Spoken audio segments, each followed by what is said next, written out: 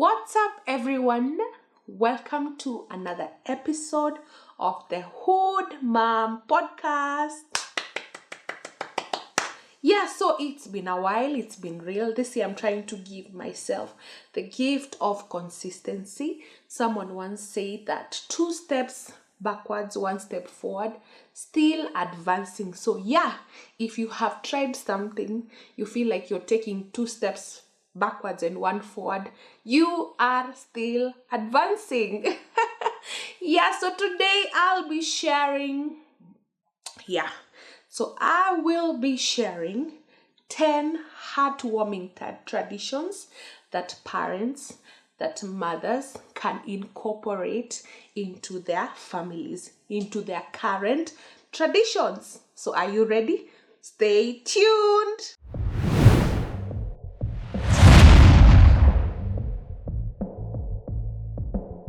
So the first one, before I get to the points, ever since, or rather, the minute I entertained the thought of having a family, the minute I started having these plans in my head on when to have a family or how I am going to, do this, there's a way you normally want to bring up your family, especially your kids.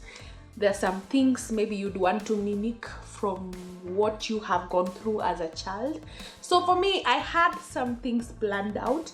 And since parenting is also an everyday journey, you get to incorporate things as you go. Okay? So the first one is cooking together. This one I have learned from Ide Wajogona. Cook together with your little one. I have seen him preparing porridge with Jona. Wanapika pamoja, and it becomes like a bonding session with them. They get to make stories. They get to talk about things that, it's just a bonding session, and they're able to it creates confidence in the child when they cook together. But I'm yet to do it, but they've done it. So try this first one. Okay, the second one, this one I do oftenly. In my house, I do this a lot. Either Wajogona also does it. So consistent words of affirmation. Consistent words of affirmation. My son knows he's the most handsome boy in the world. My son knows he's the brightest. My son knows he's the cutest boy. He knows he is brave. He knows he is loved. Okay. So this one I had to learn from the other party. When I got married, I realized that when my husband is talking to his sister, when he's talking to his mom, wakimaliza conversation wako, I love you.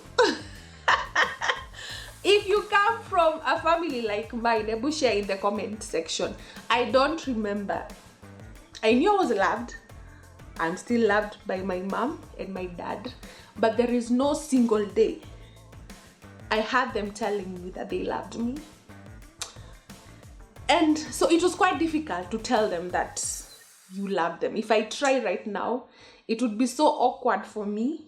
If you're coming from a gangster family like mine, please tell me in the comment section. So I was like, what is going on in this family? Kilasa, love you. And the first time I heard was actually from my mom-in-law, my mother-in-law. She told me one day, after talking on phone, she told me, I love you, guy. Yeah. So these things happen, and this is when I decided to incorporate this tradition in my child's life. Israel knows that he is loved. Israel will tell people on phone, love you. True or false, Israel?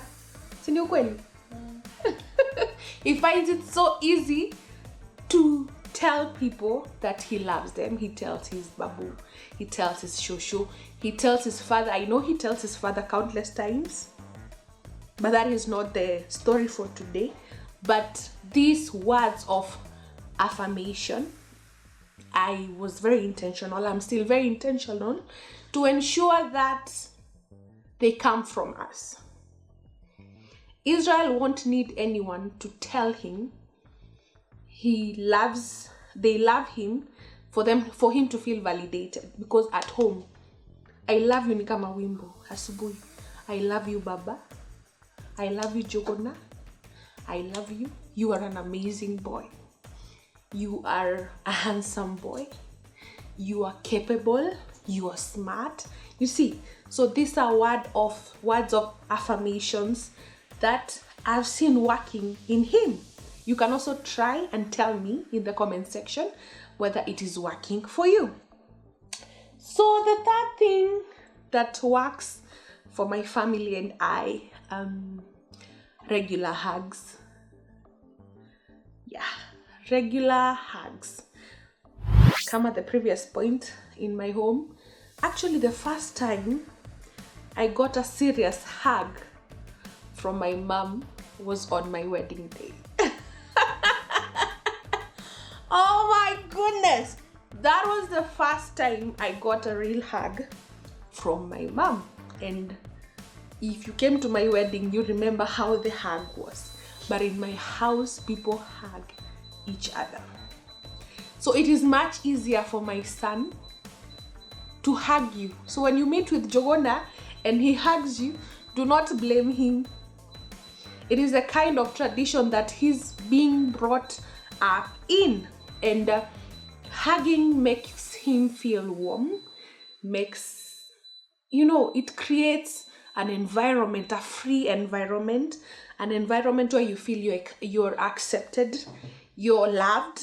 And yeah, hugging in the morning, that is hugging when he's going to school, hugging in the afternoon, hugging in the evening. Currently he's even hugging his dad. So we do a lot of hugging in this household. Because we want people, we are very intentional about making people feel loved and welcomed. Okay? We hug a lot. Yeah, so the fourth one, frequent kisses. He calls them chums. Baba, you know what chums are, right? Israel will chum you at any time. Like, Baba nataka chum. Mama ni kuchum, you know? That is his love language. And I'm actually feeling so proud when he's getting married. The wife will be very lucky. We are raising a young man who's full of love. And he understands that this is the love language that he needs to share, okay? Because he's receiving the same thing from his family. So we do a lot of chuming in this house. Enough, Baba.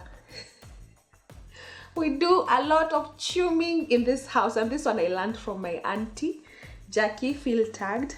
I remember Charlene, when Charlene was young, she used to really chum her mom a lot. And I used to love that. It was amazing. I was like, you know what?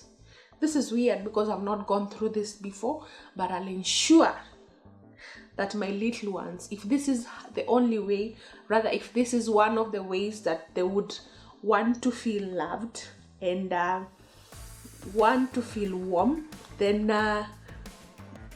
chuming is what you're going to do. So those are 4. Now the 5th one is frequent eat outs.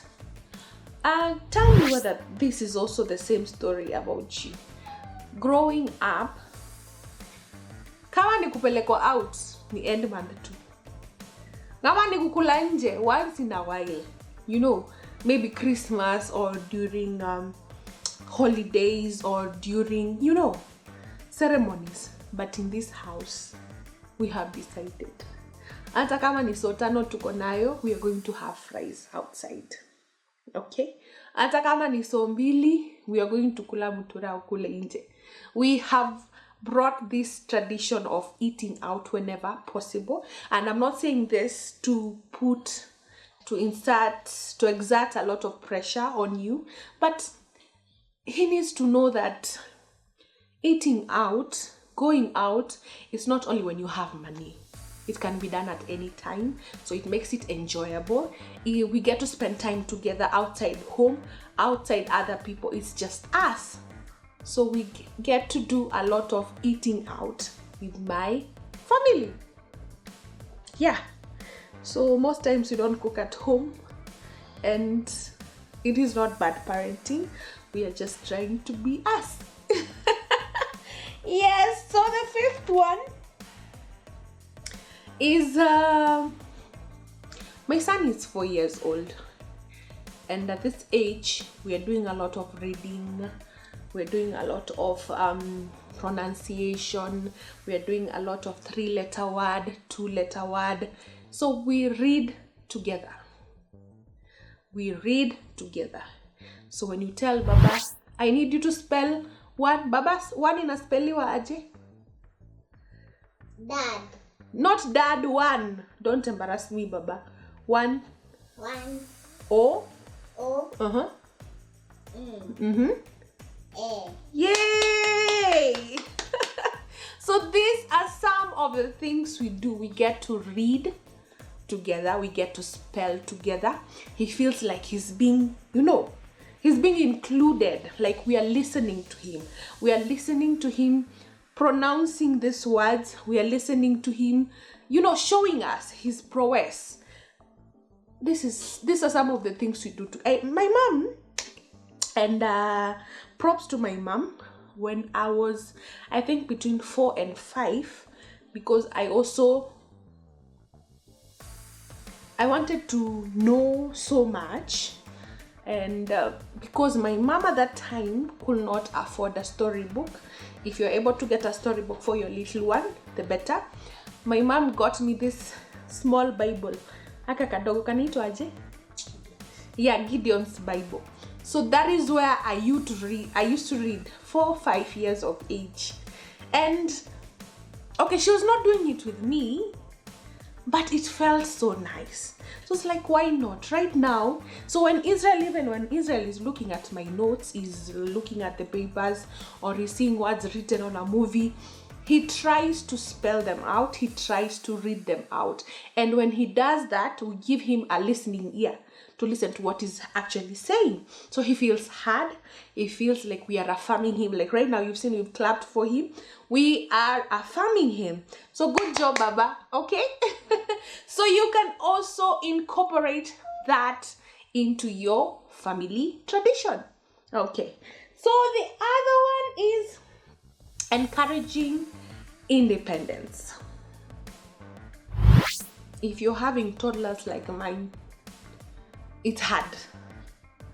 But what we also try to do is to encourage independence. Okay?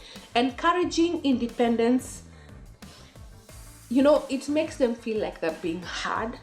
Okay? So number one, you can ask them, how do you encourage? Someone might ask me, how do you encourage independence? Number one, you can ask them, leo ndakuvaa nguo gani? You want to wear blue or do you want to wear red? Red. Yes. You see? You give them the chance to decide. Okay? You give them the chance to decide. The other one would be, Daddy, leo tukule nini? Tukule rice, beans, nyanya. Imetosha, Daddy. Okay, so you might wonder why he's in the background. He's at 10. It's 10, and yeah, a mom has to do what a mom has to do. So this is how I try to encourage independence. I try to seek for his view in terms of dressing, in terms of what to wear. If like right now, not now, but an hour back after we had dinner, I was like, Baba, clear the table. Clear the table. He did it. There's no hood like the Hood Mom podcast. So he cleared the table actually. He can even clean up his toys, but this is work in progress. You will go to, if you know a mom who's raising a toddler, tell me whether they're going through the same thing. My house, there are blocks everywhere. There are toys everywhere. There are cars everywhere. So it's everywhere. Yes, Daddy. Let me continue. Okay. Thank you. Okay. Yes. So they try to clean up after themselves. Kama ni tire, I don't know kama cool kids you relate. If it's tire kimaliza, weka kule nyuma. If it's bike, weka kule. If you're done with your toys, keep them and put them in one place. This is how I encourage independence, because I want to raise children, rather child in this case, who is an independent young man. So tell me in the comment section, how are you encouraging independence as a tradition, a family tradition? Okay. Yes, so the other one, which is very important, if you're raising a 4-year-old, a 3-year-old, a 5-year-old, 5-year-old. say hi. Hi. Daddy, to record Nataka kurekodi na next time, sawa? I love you. wewe. Aya, ngoja nimalize. Okay? Aya. Bye. You see what we're talking about? So, I was saying managing tantrums. Yeah, this is the age I hear people calling terrible 2, terrible 3. This is the age. So I have learned to manage tantrums. Initially, I would walk with a stick, with a cane. Akianza hivi namtandika hapo na hapo. So I have learned to be what? Calm. You are allowed to ignore them once they start throwing in tantrums. Okay? Kuna ile wakati they sleep, wanalala flat. They want what they want. You know. If you're a parent, you understand what I'm trying to say. So I have learned to be calm, because I've realized when you go up and they also go up, then you look like two crazy people. One small crazy person and one crazy big person. So I have learned to be calm. I have learned to find distractions. And for some reason, when they see that they're being ignored, they stop the tantrums. They stop the tantrums. I'm not saying you stop caning your child, but children are different. Do not, I was having this conversation with either Wajogona today. You don't cane your child because everyone is caning their own child. This generation is totally different. Generation Alpha is different. You don't cane them because other kids are being caned. And you don't talk to them because other kids are being talked to. Know your child, understand your child. So for me, being firm and being calm and finding distractions work for me. Okay? That has been a hack for me. You can tell me how you're managing tantrums, because it is what it is. Yes, so the other one, very important one, is setting boundaries. Setting boundaries. The other day I was watching an interview on Lynn Googie. This lady was saying boundaries without consequences, they're just opinions.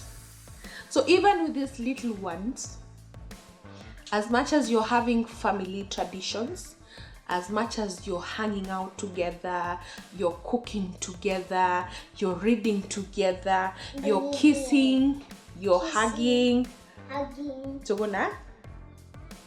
you're doing all these things, you also need to set boundaries as a parent. There's a time to be a friend to your child, and there's a time to be a parent to your child. Like right now, I'm almost becoming a parent. Jogona.